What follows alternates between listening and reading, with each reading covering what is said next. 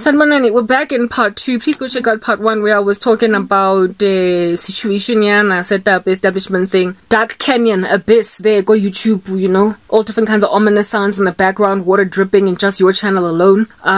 You're like in some like island in the center of a whole bunch of body of water and there's not even a single drop of water to drink, and so it's like water everywhere, not a drop to drink. And so you might as well just like die on the island because you've been marooned on it, but just your YouTube channel. I was speaking about that and how there was this girl that prophesied once upon a time over a whole bunch of people without specifically outlining Karabo, you're the one. Anyway, and I spoke about how I find such ministries taxing in the sense that they look no different from a person that does your psychic reading or a tarot card medium or something. So I'm very like careful. I'm sketchy, like, what do you know, And I wanted to write Stephanie off, and I haven't listened to her as a result for literally something like 2 or 3 months. I haven't listened to her for those reasons. But I also spoke about how it is that I keep getting visions and dreams of Stephanie looking like the Statue of Liberty, the way she's so elevated. All right, cool beans and bananas. So God is basically like kind of vindicating her, even though I'm like, hey, you sound like Tyler Henry. You are consulting familiar spirits. You. Anyway, cool. So I went and I believed that about Stephanie, and then now as I'm sitting where I'm sitting, she popped up again looking all glorious in a vision, and I'm like, okay, what am I supposed to do with Stephanie? What am I supposed to do God with Stephanie? And then I remembered that prophecy that she gave about how it is that YouTube employees, how it is that there are people working, for instance, at YouTube. We shall use YouTube at the present moment because that's where it is that I'm struggling, who are random rubbish, employees of organizations. They can show companies flames, guys. Hey, the next thing they're selling meat at your company and the meat goes missing. Kantumuntu's got like a side piece business selling meat of your organization at his paza shop sake. Kana kwa thing you've had this poor guy go escort the marore kisa kos pazen ko Pinville. Yeah, type setup thing. Like, when employees of an organization go and they use the organization as a means for not only their own financial gain but sabotage of random people. Like, imagine somebody working at MTN, Tanki-san, hey, ebe abanka aba sabotage billing because what they say, and over to 7,000 rands every month, and so aba supercharger on everything so that you will be like drained of finances. Next thing, you take the matter up at like MTN, you rock up there in the offices on some throwing your toys out the court.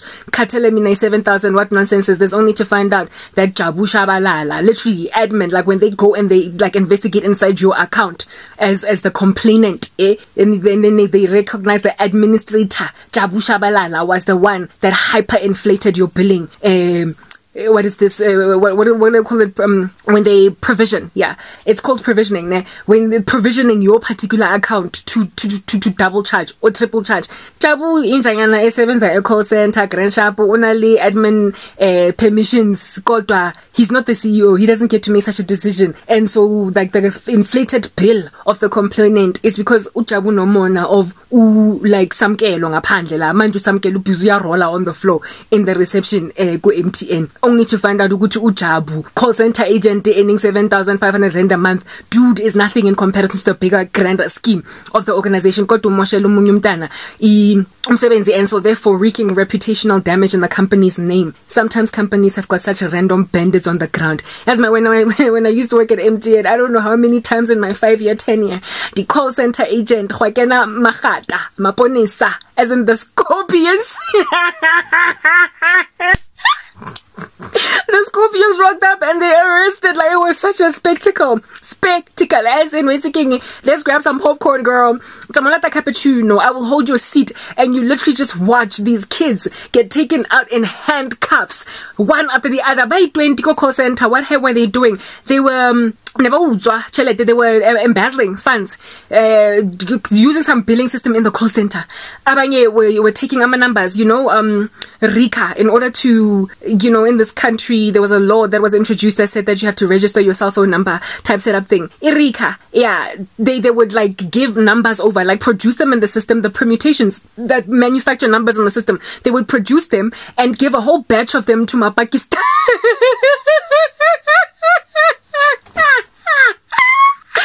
Sell these numbers to my Pakistani mina. I will admit, I have bought a SIM card that is already pre-recard. I didn't have to give my contact details.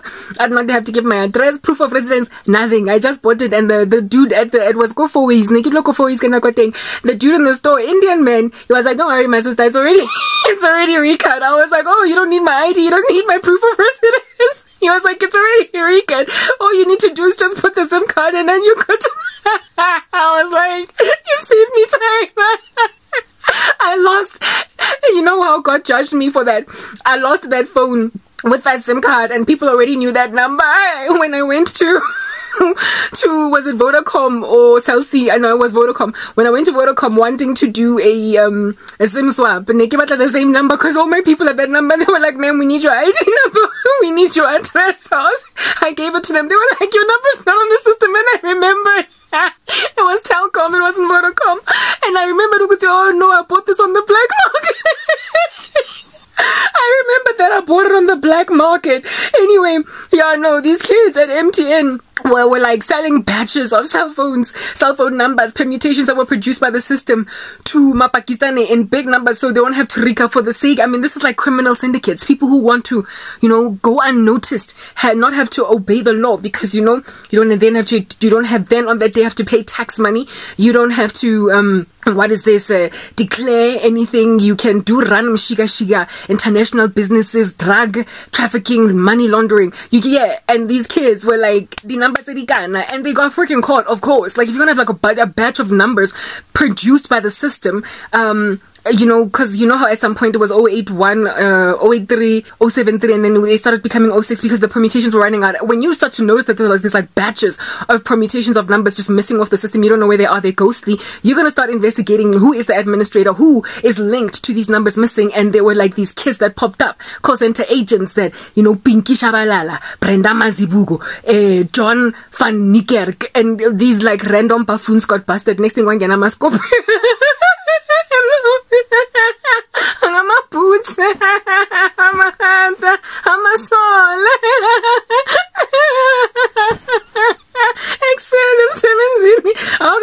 Meeting when we get up, you're actually about to be late for meeting here because we're not Ocean's 11 gone wrong.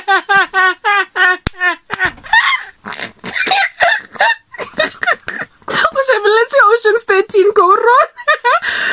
Like you spoof so Ocean's 11, like Scary Movie 2, Maya Malen Wayans. And not so smooth criminal operation, and they get arrested. 23. I'm like, yo, your life is gone. Ngoba you were trying to make some extra money on the side by giving business MTN to Ama Pakistani that are gonna go and like launder my cell phone numbers. Anyway, stuff like this. I'm sorry I entered into that storytelling. I only wanted to do one part. Marakarabo can speak for like ever, ne? I gave you that story. Sa MTN in Jefela Holo Talo sa Grand Shapo. What's about to happen at YouTube?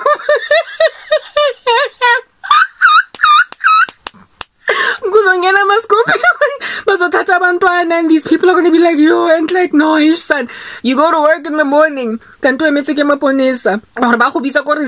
you be thinking they're delivering flowers to you because you're in a new relationship. Next thing, you be orange and a new black. Like, that's what's good.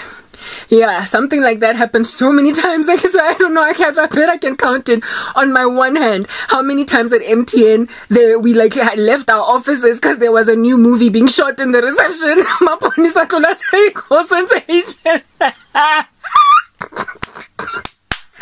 move on to the next one.